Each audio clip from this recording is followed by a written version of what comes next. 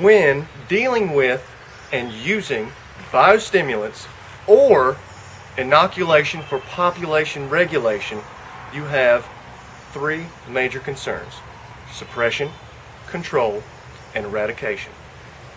Most of the time, we choose not to use chemical controls because it's very hazardous and requires much more personal protective equipment.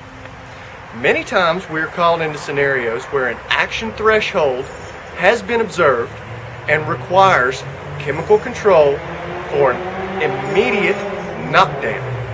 At that point, we require much more personal protective equipment.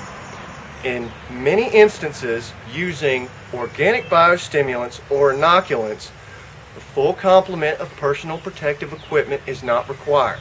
You will not need to have a full face shield, you will not need to use rubber gloves, or wear a full body coverall suit.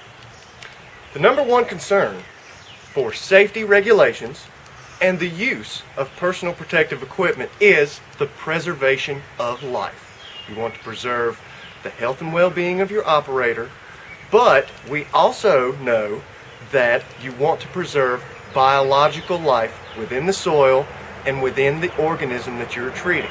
Therefore, that gives us a chance to make the distinction between how much safety and how much chemicals you need to use at one time.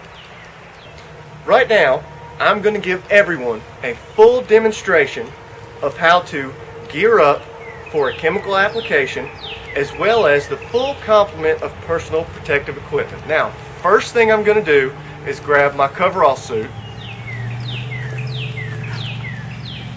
Now, these are available at most of your safety supply companies. There's several that we use.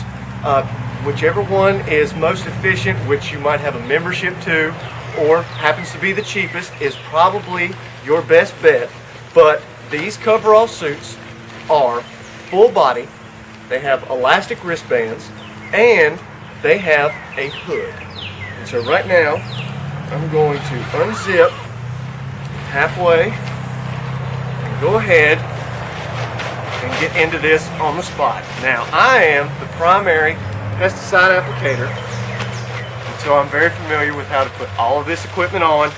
You'll probably have to give your guys a moderate amount of training to let them know in what order to put this equipment on so that you don't cross-contaminate or put your operator in any danger. Now that I have my full body suit on, I'm ready to put on my gloves. Now, we like to use high visibility rubber gloves that come powdered or non-powdered, but they are also 5 mil, which means they are somewhat puncture proof, and they give you the added benefit of stain, spill, contamination, and chemical resistance.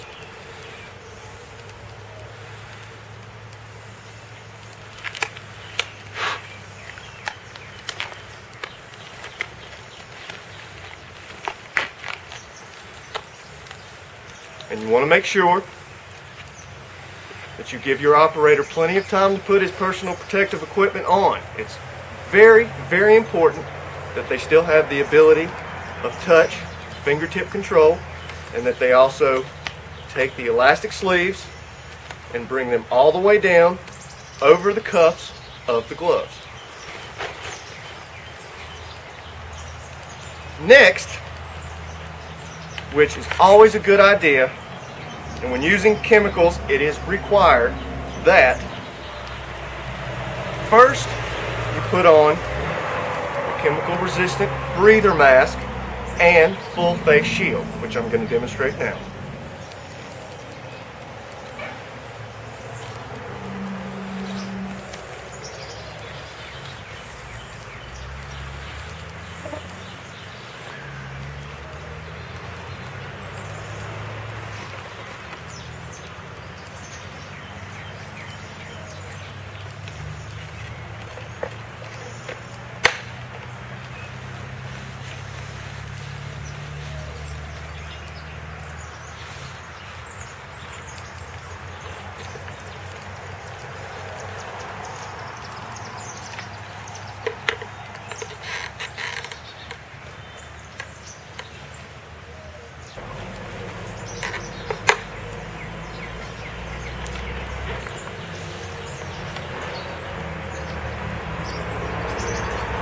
Now, for those of you with any experience wearing personal protective equipment, you will realize that this is excessively hot. I'm already sweating, and it's gotten to the point where it's very uncomfortable. And so, another one of the primary concerns of your swingman is to make sure that your operator keeps his focus, keeps his attention, and make sure that he does not run the risk of heat stroke or fatigue.